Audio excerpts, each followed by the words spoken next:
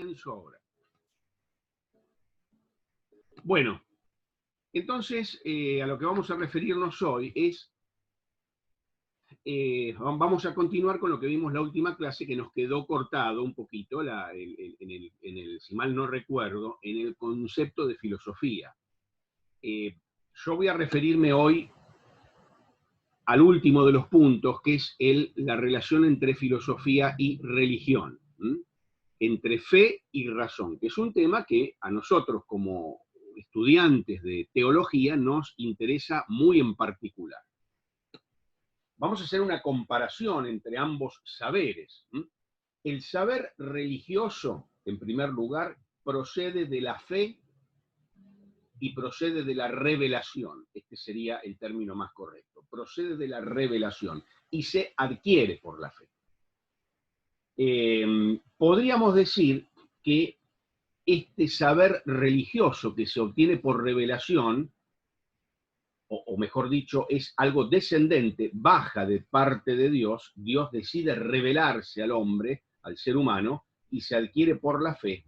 Este saber está al alcance de toda persona. ¿Qué quiere decir? Que cualquiera sea la edad, cualquiera sea el nivel intelectual de una persona, este saber está al alcance de esa persona.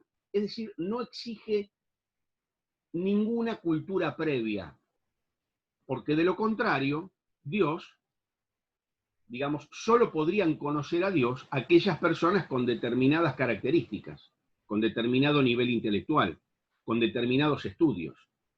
Es por esto que este saber religioso está al alcance de todos, no exige ninguna cultura previa, no exige ningún tipo de habilidad intelectual especial o particular.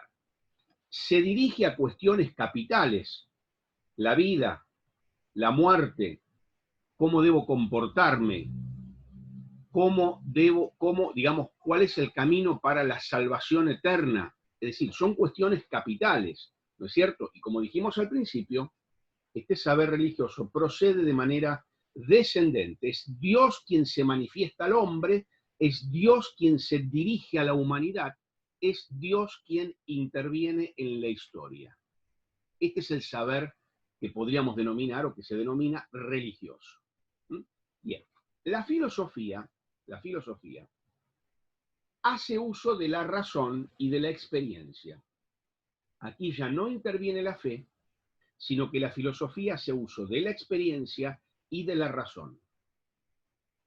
Y si en el campo religioso la marcha o el camino es descendente, en el campo de la filosofía, el camino es el inverso, es un camino ascendente. La marcha de la filosofía es ascendente, es decir, la razón natural de todo ser humano, a partir de las cosas creadas, puede llegar al Creador. Por eso decimos que es un camino ascendente. No es Dios el que, por ejemplo, nos da su palabra y nos revela su palabra, sino es el ser humano que, usando su razonamiento, esa capacidad que Dios mismo le dio, el razonamiento, a partir de las cosas creadas y concretas, visibles, asciende a encontrar respuestas, digamos, las grandes respuestas a los interrogantes de la vida. Entonces, la razón natural, como dijimos, puede establecer, decían ya los filósofos antiguos, sin necesidad de la revelación, ciertas verdades, grandes verdades. Por ejemplo, la existencia de Dios. Por ejemplo, la libertad humana y la responsabilidad del ser humano. Por ejemplo, la ley moral, la ley natural. No vamos a dedicarnos a hablar acerca del orden natural, pero cuando en tercer año estudiamos ética, ahí sí hablamos del orden natural, de la ley natural. Entonces, lo importante que ustedes tienen que entender es esto. Hay ciertas verdades, grandes verdades, a las que el ser humano puede acceder por medio de la razón, aunque no tenga la revelación. Y esto no es un invento de Aristóteles o de Santo Tomás de Aquino, por ejemplo, sino que es algo que dice la Biblia en Romanos capítulo 1. En Romanos capítulo 1 se nos enseña que aquellos que no tienen la ley, que no tienen la revelación, que no tienen la Biblia, dice Pablo, aún así no tienen excusa para no creer en Dios. Porque el apóstol Pablo dice que el orden de las cosas creadas da testimonio del Creador. El eterno poder y deidad de Dios, dice el apóstol Pablo, se hacen claramente visibles a través de las cosas hechas. Y es más, dice también el apóstol que Dios grabó en la conciencia de los seres humanos su ley. De modo que la conciencia reprende al ser humano cuando el ser humano obra en contra de esa ley moral universal. Todo esto que tiene que ver con el razonamiento humano está en el campo de la filosofía. Entonces, hay ciertas verdades, como vuelvo a insistir, a las que podemos acceder por medio de la razón. Aristóteles vivió 4 siglos antes de Cristo. Y era pagano, digamos, él no tenía a su alcance ni siquiera las escrituras del Antiguo Testamento. Sin embargo, él, por medio de un razonamiento, demostró la existencia de Dios. Ahora, ciertas grandes verdades pueden ser descubiertas por la razón, pero hay cosas de Dios que la razón jamás hubiera podido descubrir por sí sola. Por ejemplo, podemos por medio de la razón arribar a la conclusión y a la demostración de que Dios existe, y que Dios además es eterno, y que Dios además es omnipotente. Podemos arribar a esa conclusión por el uso de la razón. Pero nunca vamos a poder arribar al conocimiento, por ejemplo, de que Dios nos ama, o de que Dios entregó a su Hijo para que cargue con nuestros pecados en la cruz. Por más inteligentes que seamos, por más rectamente que utilicemos la razón, eso no lo vamos a poder descubrir. No vamos nunca a poder descubrir por la razón que Dios es trino, un Dios en 3 personas. No vamos a poder descubrir nunca por la razón que el misterio acerca del misterio de la encarnación. Todas esas cosas las conocemos por revelación. Por revelación. Entonces, otro de los servicios que presta la filosofía a la religión es que la religión puede establecer motivos de credibilidad. Motivos de credibilidad que, dice Rafael Gambra, sin producir automáticamente la fe, pueden engendrar una convicción razonable sobre el valor de la fe, sin engendrar la fe, pero pueden dar razones. Por ejemplo, cuando ustedes hablan con un amigo de trabajo, con un familiar que no es creyente, y le dan argumentos racionales de que Dios existe, que las cosas no se pudieron haber hecho por casualidad, de que si hay una creación tiene que haber un creador, si hay una obra tiene que haber un autor, si la creación es inteligible es porque hay un creador inteligente. Bueno, ustedes en ese momento están haciendo filosofía, porque le están dando argumentos racionales de la existencia de Dios. Están haciendo filosofía.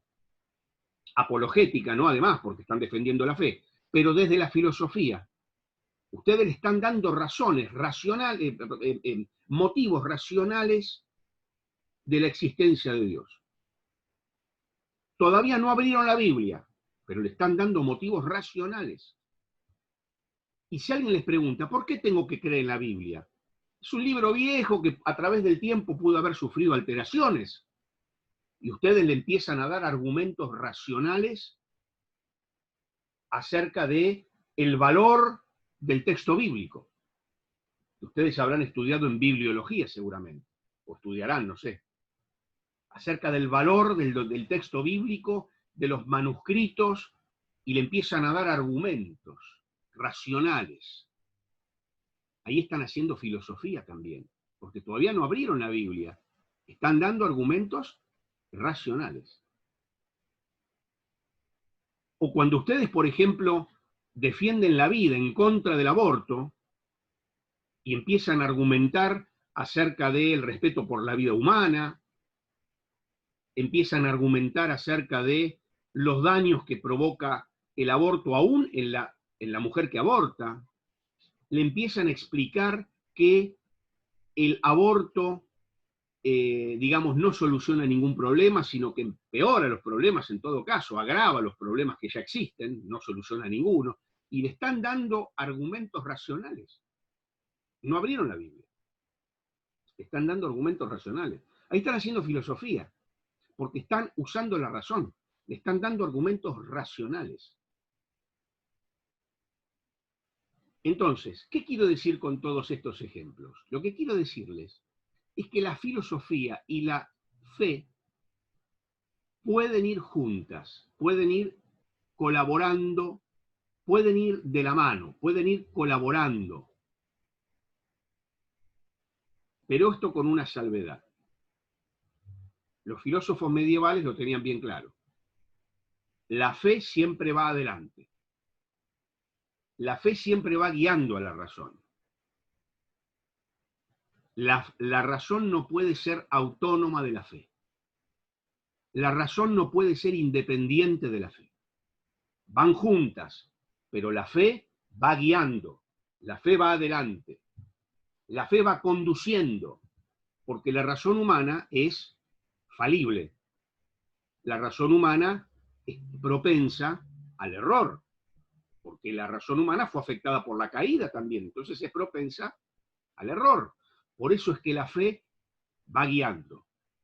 Los antiguos, los filósofos cristianos decían, creer para entender. Creer, primero creer para entender. Los filósofos modernos que cortaron esa relación entre fe y razón, que la cortaron, dicen lo contrario, dicen, para entender hay que dejar de creer. Y atacan la fe, atacan la fe.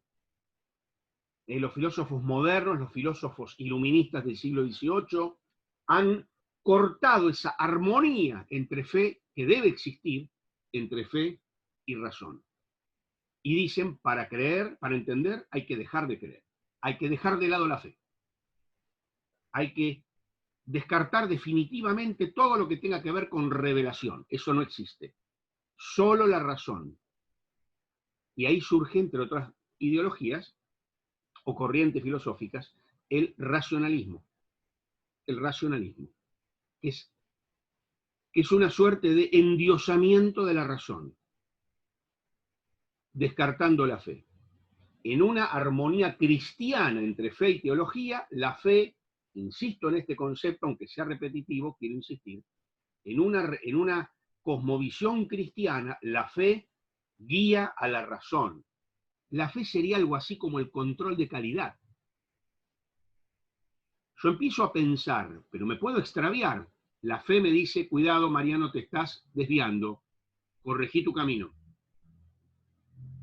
Pensá mejor. Y cuando pensamos mejor, cuando hacemos buen uso de la razón, no puede haber contradicción entre fe y razón. ¿Por qué no puede haber contradicción entre la fe y la razón bien usada?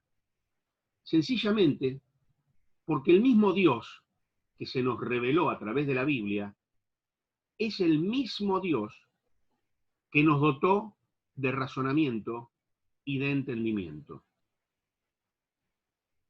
Creo que es Samuel Vila el que dice, en un libro que se llama Pensar y Creer,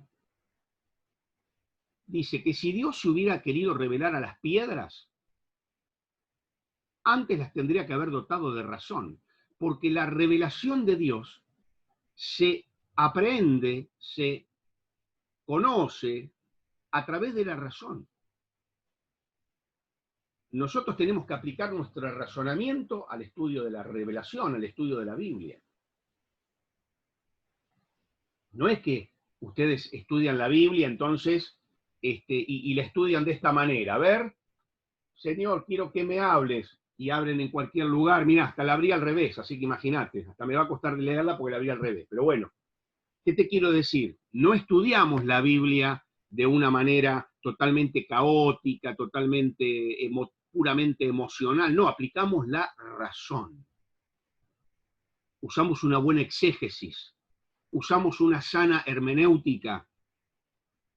Usamos los métodos de estudios científicos para estudiar la Biblia. Es lo que la Biblia llama, ni más ni menos, lo que el apóstol Pablo dice, que traza bien la palabra de verdad, es decir, que la interpreta correctamente. Y eso se hace por medio de la razón. Fe y razón nunca se contradicen porque tienen su origen en el mismo Dios. Bien, como introducción sobre fe y razón, creo que ha sido demasiado y se me fue bastante más tiempo del que tenía planeado. Quiero ir directamente al tema que tenía planeado compartir con ustedes hoy, que es el de los presocráticos. Por favor, recuerden de silenciar sus micrófonos porque los sonidos involuntariamente se filtran. Decíamos que los que inventaron la filosofía fueron los griegos. Fueron los primeros que buscaron explicaciones racionales de los fenómenos. Explicaciones que antes eran míticas. Te doy un ejemplo. Venía un tornado que arrasaba un pueblo. ¿Qué explicación le daban los antiguos, pre-filosóficos, digamos? Y una explicación mítica. Dirían que algún dios estaba muy enojado con el pueblo, entonces sopló muy fuerte y se armó ese gran vendaval que arrasó con todas las casas y con toda la población. Entonces, seguramente, para evitar que vuelva a suceder, le ofrecerían sacrificios a ese dios, y como hacían, por ejemplo, los pueblos mal denominados originarios de América, le ofrecían sacrificios humanos. Por ejemplo, los incas ofrecían preferentemente niños a las deidades para evitar calamidades. Los aztecas ofrecían prisioneros de guerra. Cientos de miles de prisioneros eran sacrificados. Pero bueno, ese es otro tema. El pensamiento filosófico cambia esto, porque el pensamiento filosófico busca explicaciones naturales de los fenómenos, racionales y naturales, sin atribuirlos a espíritus o a deidades que provocan los acontecimientos. Por ejemplo, una cosa es estudiar los astros, creyendo que son dioses, que sería la astrología, son dioses que según cual sea su posición influyen en el ser humano, que estudiar los astros como lo que son cuerpos celestes que se rigen por determinadas leyes en cuanto a sus movimientos, que son leyes regidas por la matemática. Eso ya es astronomía. Ya no es astrología, es astronomía. Porque ya no atribuye a deidades o espíritus, sino a elementos naturales, como lo que son realmente, objetos naturales. La Biblia también describe eso y dice que los paganos adoraban a las criaturas antes que al Creador. Esta es la actitud mítica. En lugar de ver que un árbol es un árbol, no, hay que adorar al árbol. En lugar de ver que una roca es una roca, no, hay que adorar a esa piedra, porque es un espíritu ahí adentro. Esta es la actitud mítica. La actitud filosófica busca encontrarle a los fenómenos explicaciones naturales y racionales. Y esto empezó en Grecia, entre los siglos 7, 6 antes de Cristo. Siglo VII, VI antes de Cristo, comenzó este pensamiento filosófico en los filósofos que luego se han denominado presocráticos, porque Sócrates, la semana que viene va a salir un video sobre Sócrates que yo grabé, es el gran padre de los filósofos, el gran iniciador de la filosofía clásica. Pero antes de Sócrates existieron estos filósofos que también les podemos llamar los filósofos de la naturaleza. Porque a estos filósofos no les interesaba tanto el tema del ser humano, si el ser humano tiene un alma, o cómo el ser humano debe comportarse en la vida, o cómo el sentido de la vida del hombre. No les interesaba esto. A ellos les interesaba estudiar los fenómenos naturales. Por eso se les llama los filósofos de la naturaleza. También se les llama los físicos. Los que van a venir después van a ser los metafísicos.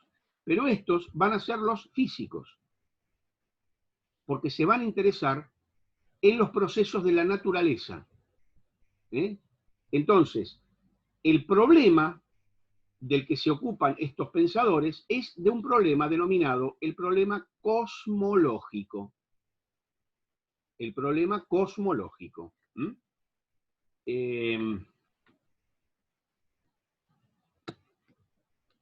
Voy a darle entrada a otro estudiante y veo que a veces está un poquito inestable la conexión. No importa, el problema cosmológico.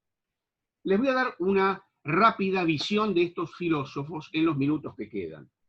¿Cuál es el proyecto de estos filósofos de la naturaleza o de los físicos?